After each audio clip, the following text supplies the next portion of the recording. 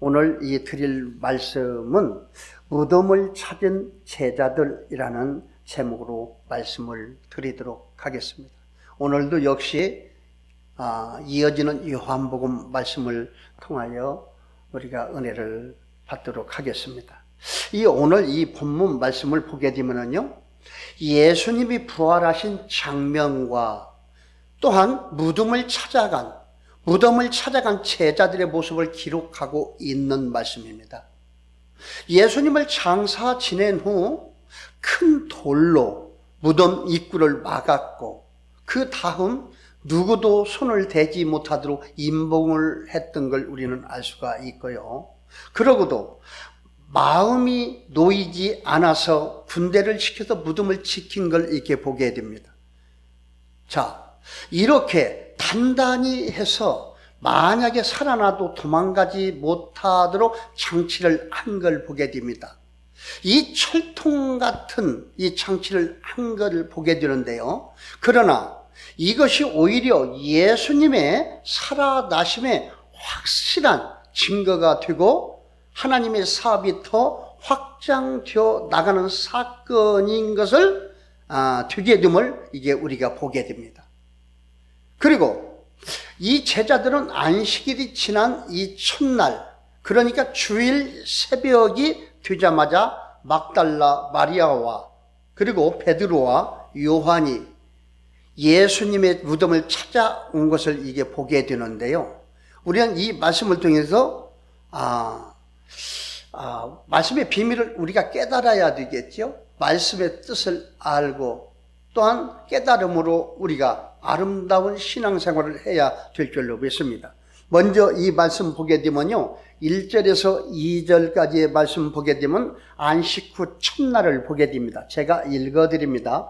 안식 후 첫날 일찍이 아직 어두울 때에 막달라 마리아가 무덤에 와서 돌이 무덤에서 옮겨진 것을 보고 시몬 베드로와 예수께서 사랑하시던 그 다른 제자에게 달려가서 말하되 사람들이 주님을 무덤에서 가져다가 어디 두었는지 우리가 알지 못하겠다 하니. 아멘. 이 안식 후 첫날을 보게 되는데, 말씀을 드리기 전에 우리가 먼저 이게 알아야 될 것은 여기에 말씀 사랑하는 자라고 이게 이야기한 걸 이게 보게 됩니다. 그렇죠. 여기서 하나님이 사랑하는 자가 누구예요? 여기서 사도 요한을 갖다 이야기했죠. 예수님이 12 제자 중에서도 예수님이 특별히 사랑하는 세 제자가 있었죠. 누굽니까? 수제자인 베드로와 그리고 야고보와 사도 요한 3명을 이렇게 사랑한 걸 보게 됩니다. 그리고 야고보와 사도 요한은 형제입니다. 형제. 그렇죠. 그 중에서도 사도 요한을 가장 사랑했다는 걸 우리는 말씀을 이렇게 통해서 알 수가 있고, 또한 이 죽음에서 무덤에까지 부활의 이 현장까지 목격한 사람이 누구입니까? 사도 요한입니다. 이 요한, 이 복음의 말씀을 기록한 요한이 직접 보고 그때 현장에 일어났던 모든 것을 낱낱이 복음서에 이렇게 기록한 걸 우리는 먼저 이렇게 알게 됩니다. 그리고 자, 오늘 이 말씀 보게 되면 맨 먼저 무덤을 찾은 사람은 막달라 마리아였던 걸 이게 보게 됩니다. 그렇죠. 막달라 마리아. 자, 그는 7 귀신 들린 천한 자이면서 가장 소중한 자로 등장하는 것을 이게 보게 됩니다. 자, 창녀였지만 예수님은 그를 용서하시고 깨끗하게 고쳐주셨습니다. 그리고 이 막달라 마리아는 300데나리온의 향유를 예수님의 몸에 부을 정도로 주님께 헌신한 사람인 걸 이게 보게 됩니다. 그리고 십자가에 돌아가실 때 장례 또한 지낼 때에 또 이 새벽에 제일 먼저 무덤을 찾은 사람인 걸 이게 보게 됩니다. 그러므로 이 부활의 주님을 제일 먼저 만나는 영광을 얻었던 걸 또한 우리 볼 수가 있습니다. 이렇게 하나님의 성부 하나님의 계획하심에 따라 이렇게 귀하게 때마다 일마다 쓰임 받는 거룩한 백성이 있다는 걸 이게 보게 됩니다. 자, 이른 아침은 이 원문에 사경으로 되어 있다고 합니다.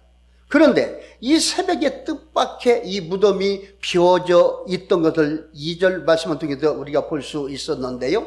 이 주님의 시신이 없음을 알고 일러준 기록된 말씀인 걸 우리가 보게 됩니다. 그리고 그는 주님을 사랑하는 데는 극성이었으며 대단히 사랑하는 적극적인 자세였던 것을 이게 보게 됩니다. 자, 사랑하는 방법이 잘못되어도 하나님께 귀하게 보실 수가 있다는 것입니다. 그렇죠. 삶을 통해서 어떠한 이 황후가 형편 가운데서도 귀하게 주님의 몸된 지체로 쓰임받는 저와 여러분들이 다 되어야 될 줄로 믿습니다. 참으로 이 주님을 사랑하는 성도들이 되어야 된다는 것입니다.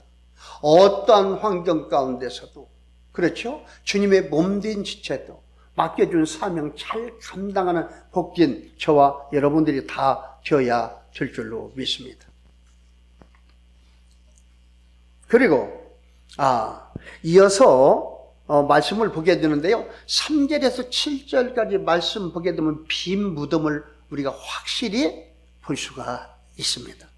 3절에서 7절까지 말씀을 보게 되면요. 베드로와 그 다른 제자가 나가서 무덤으로 갈새 둘이 같이 다름질하더니 그 다른 제자가 베드로보다 더 빨리 달려가서 먼저 무덤에 이르러 구부려 새 마포 놓인 것을 보았으나 들어가지는 아니하였더니 시몬 베드로는 따라와서 무덤에 들어가 보니 새 마포가 놓였고 또 머리를 쌌던 수건은 새 마포와 함께 놓이지 않고 딴 곳에 쌌던 대로 놓여 있더라. 아멘. 자, 3절, 7절 말씀 보게 되면요.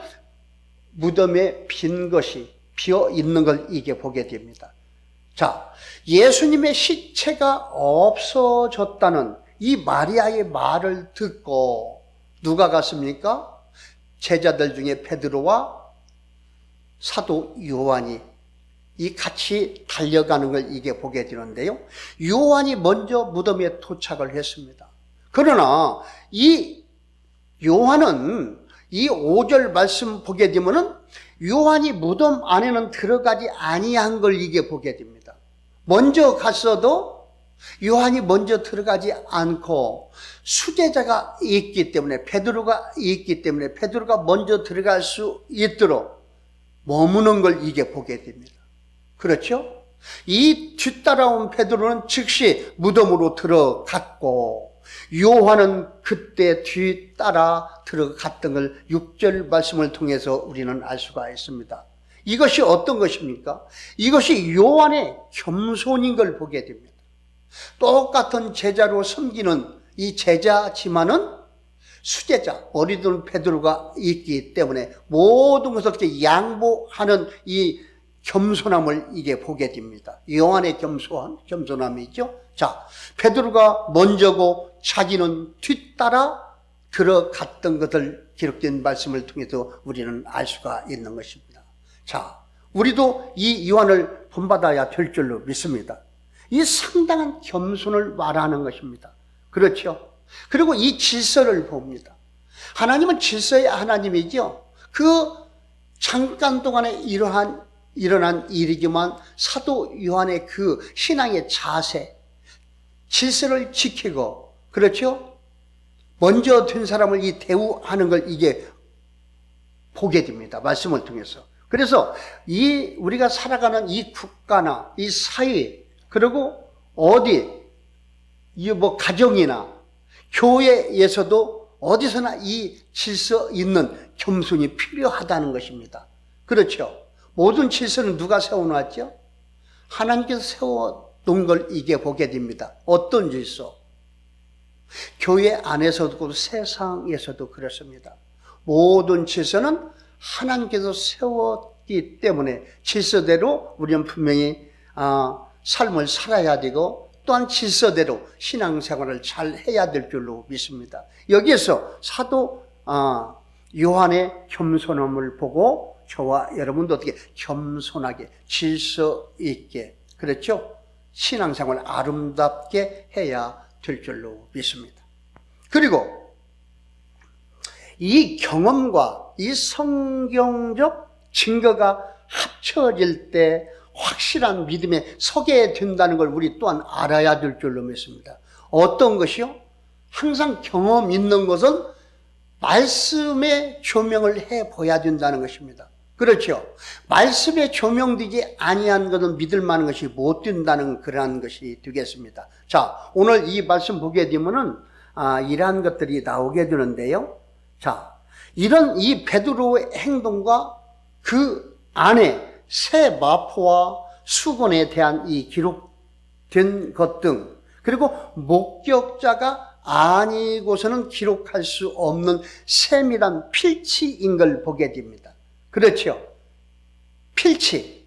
글에 나타나는 이 맛이나 개성을 뜻하는 그러한 이 필치를 갖다 이야기를 하는 것입니다. 그렇기 때문에 이들은 지금 어떤 걸 보았어요? 새 마포는 온몸을 쌌던 것이고 또한 이 수건은 머리를 쌌던 것인 것을 이게 보게 됩니다. 그리고 이 장면은 무덤이라기보다 마치 어떤 분이 차고 나간 침실 같았던 그런 벼 있는 이 무덤을 이게 보게 되는데요. 이 빈 무덤이야말로 인간 역사에 처음 되어진 일인 것을 이게 보게 됩니다. 그리고 사망의 이 권세를 깨뜨리고 부활의 영광을 나타낸 주님의 흔적인 것을 우리는 이렇게 볼 수가 있습니다. 그렇죠. 그리고 이 부활은 교회의 기초가 되는 복음의 능력이라는 것입니다. 부활이 없다면 우리가 지금 믿는 것이 모든 것이 믿음인 걸 우리는 알 수가 있습니다. 그렇죠? 그래서 우리는 예수님의 이 부활이 저와 여러분의 부활이 되기를 주님의 이름으로 축원드립니다. 부활이 없다면 우리에게 소망도 없는 것이고요. 이거 믿을 가치가 없는 것이죠. 그러나 처음과 나중 되시는 전지전능하신 하나님께서 이 사람을 감동시켜서 이 기록된 이 성경 말씀은 진리의 말씀은 변함이 없다. 그리고 이 모든 건 애연된 말씀인 걸 우리는 성경을 통해서 알 수가 있죠. 애연된 이 기록된 말씀이 아니고는 확실한 믿음을 가질 수 없다는 걸 우리는 말씀을 통해서 알 수가 있습니다. 지금 베드로와 이 사도 요한 그리고 거기에 막달레 마리아도 있었고 여자들이 여러 명이 있었던 걸 이게 보게 됩니다. 그러나 이들은 완전한 믿음을 갖지 못하고 있다는 건 뭐예요? 기록된 말씀을 알지 못했기 때문에. 그렇죠? 완전한 믿음이라고 이게 볼 수가 없다는 것입니다. 그러나 이러한 모든 것들, 체험적인 것, 이 모든 것들을 말씀에 비추어 조명해 볼 때 기록된 말씀으로 우리는 어떻게 해요? 확실히 알 수가 있고 믿어질 수가 있다는 것입니다. 그렇죠? 기록된 말씀대로 이루어졌을 때는 우리가 어떻게 눈으로 봄으로 확실하게 믿을 수가 있다는 것입니다. 그리고 눈으로 확인하고 확실하게 믿을 수 있다는 건 확실하게 증언할 수 있는, 그렇죠? 증언할 수 있는 사람으로 쓰임 받을 수가 있다는 것입니다. 자, 오늘 이 베드로와 사도는 이 모든 걸 목격했고 앞으로 하나님의 이 예수님 부활하셨다는 이 모든 말씀을 증거할, 그렇죠, 주님의 제자인 걸 이제 보게 되고요. 이 시대에 이 말씀을 듣는 저와 여러분들도 기록된 이 확실한 말씀을 통하여 믿어지고, 그렇죠, 확실하게 믿어지는 것이지요. 이 말씀을 볼 때 성령 하나님께 우리를 또한 도와주시고 그리고 강하게 담대함으로 그 믿음이 이기 때문에 이 믿음을 힘있게 전할 수 있는 증인의 삶을 살 수가 있다는 것입니다. 이것이 바로 전도지요. 예수님께서 그때 당시에 돌아가셨고 무덤에 계셨고 부활하신 이 모든 것들, 기록된 말씀을 통하여 이루어진 것을 우리는 확실히 볼 수가 있다는 것입니다. 그래서 이 말씀에 조명하여 분명한 믿음을 가져야 되는데요. 말씀을 다시 보도록 하겠습니다. 자, 끝으로 이 말씀을 보겠는데 8절에서 10절 말씀 보게 되면 불완전한 이 믿음을 이게 보게 됩니다. 누가? 베드로와 사도 요한과 거기에 있는 사람들을 이야기하는 것입니다. 자, 8절에서 10절까지 말씀을 읽어드립니다. 그때야 무덤에 먼저 갔던 그 다른 제자도 들어가 보고 믿더라. 누가 들어갔어요?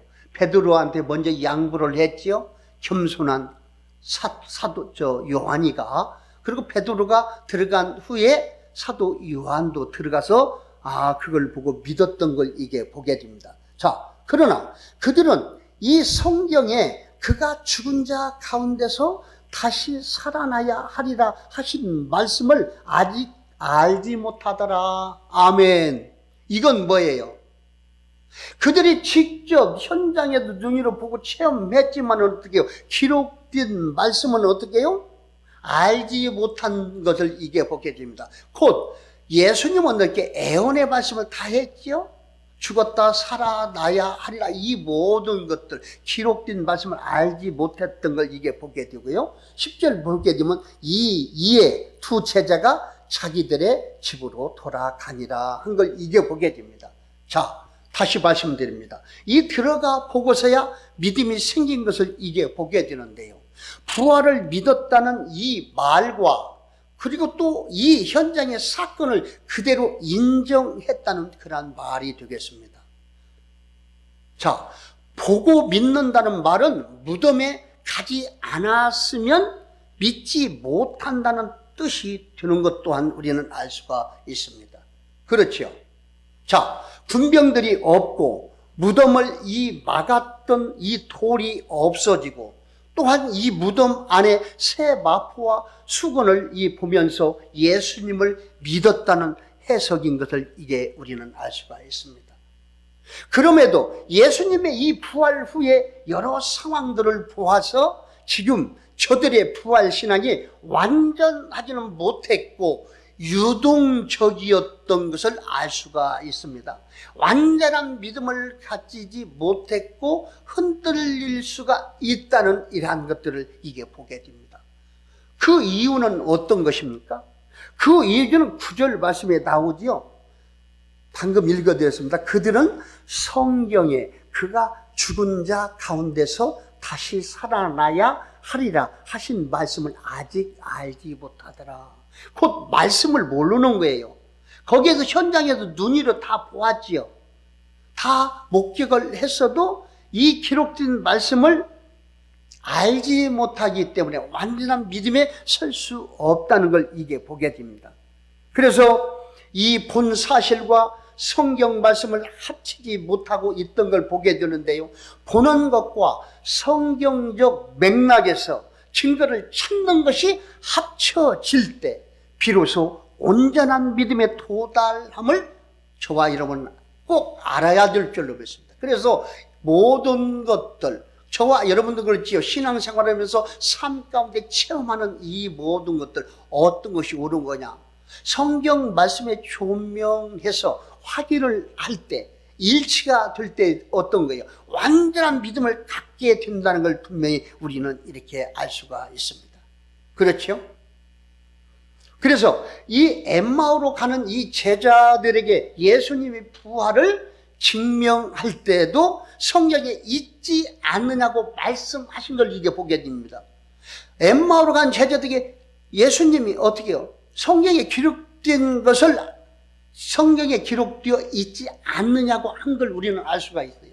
그래서 말씀대로 이루어지는 이 모든 것들, 기록된 말씀과 체험과 합치가 될 때 온전한 믿음으로 세워지게 되고 확실하게 이 말씀을 증거할 수 있는 증인의 삶을 살 수가 있다는 것입니다. 곧 전도자의 삶으로 확실하게 힘있게 말씀을 전할 수가 있다는 걸 저와 여러분 분명히 알아야 될 줄로 믿습니다. 그렇죠? 그래서 이 복된 말씀에 우리 삶 전체를 조명해보고 우리가 행하는 모든 것들, 이게 애언된 말씀인가? 앞으로 이루어질 애언된 말씀인가? 또한 지나온 과거의 역사의 말씀을 통하여 우리는 성부 하나님, 성자 하나님, 성령 하나님을 알아가는 것입니다. 그래서 하나님을 어떻게 봐요? 애언의 말씀과 역사의 말씀을 통해서 행하시는 하나님을 우리가 어떻게 볼 수가 있다는 것입니다. 하나님은 영이시기 때문에 볼 수가 없죠. 그러나 말씀을 통해 예언된 말씀과 지나온 역사를 통해서 확실히 삼위일체 하나님이 일하신 걸 우리는 분명히 알 수 있다는 걸 여러분 꼭 믿으시기를 바랍니다. 온전하시고 완전하시고 천지전능하신 우리 하나님은 하신 대로 말씀하신 대로 계획된 대로 이루시는 하나님입니다. 이걸 꼭 기억하시기를 바랍니다. 그래서 예수님이 이 십자가에서 죽으시고 무덤에 묻히고 부활되어서 그리고 40일 동안 있고 승천하여 하나님 우편에 계시다가 열흘 후에 오순절 마가다락방에 강림하게 되는 것을 우리는 분명히 이렇게 알 수가 있습니다. 지나온 것도 하나님의 계획하심에 따라 애언의 말씀에 따라 이루어졌고 이루어진 건 역사고 앞으로 되어질 것은 애언. 그렇죠? 애언. 분명히 하나님은 1.1도 분명히 다 성취시키는 하나님 걸 우리는 이렇게 발견할 수가 있습니다. 그래서 하나님을 볼 수가 있고 그 하나님을 믿음으로 말미암아 말씀 따라서 그렇죠. 믿음은 바라는 것들 실상 보지 못하는 증거라겠습니다. 그 하나님의 은행 역사하심을 우리는 믿고 말씀 따라 우리 주님의 몸된 지도 쓰임받는 저와 여러분이 되는 것입니다. 그렇기 때문에 우리의 이 체험이 성경적 근거가 확실해야 온전한 신앙이 된다는 걸 여러분 꼭 기억하시기를 바랍니다. 그리고 저와 여러분은 이 기록된 말씀을 통하여 믿는 것과 아는 것이 하나가 되어 주님 보시기에 아름다운 신앙생활 하시기를 주님의 이름으로 축원드립니다.